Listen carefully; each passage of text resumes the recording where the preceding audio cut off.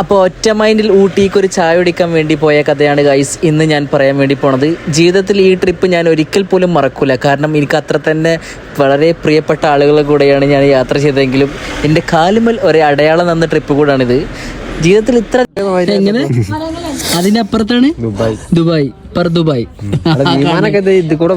വിമാനം ഇതിൽ കൂടെ പോക്കല്ലേ. സായിസിനും കൂടെ ഒരു അഭിപ്രായം ഉണ്ടാവും. ഒന്ന് പറഞ്ഞു എന്തിന്റെ ഇതിക്ക് വന്നിട്ടുള്ളത്? ഉരുളൻകിഴങ്ങ്. എന്താണ് കിഴങ്ങ്? എന്താണ് കിഴങ്ങ്? നമ്മുടെ നാട്ടിലത്തെ പോലെ എന്താണ് ഹിന്ദിയിൽ പറയാ? ആലൂക്കറി. നല്ല ഗ്യാസ്. നമ്മളത് നിലവരെയാണ് ഒരാൾക്കാരെ പറിച്ചുകൊണ്ടിരിക്കും. ഊട്ടിക്ക് എപ്പോൾ യാത്ര ചെയ്താലും എനിക്ക് ഏറ്റവും കൂടുതൽ ഇഷ്ടം ഗൈസ് അവിടുത്തെ ഗ്രാമങ്ങളിൽ പോകുക എന്നുള്ളതാണ്. അങ്ങനെ ഗ്രാമപ്രദേശത്ത് പോകുമ്പോൾ അവിടുത്തെ പ്രത്യേക ഭംഗിയാണ് അവിടുത്തെ ആ ഒരു കാഴ്ച കാണാൻ തന്നെ. അതിനു വേണ്ടിയിട്ടാണ് നമ്മൾ ഏത് പ്രാവശ്യവും ഊട്ടിക്ക് പോകുന്നത്. 10-15 പ്രാവശ്യം നമുക്ക് ഊട്ടി പോയാലും പ്രശ്നമില്ല ഗൈസ്. ഊട്ടിക്ക് ചാടിക്കാൻ വന്നിട്ടുള്ള അവസ്ഥയാണ് ഗൈസ്. വണ്ടി വന്ന് വീണ് ഗൈസ്.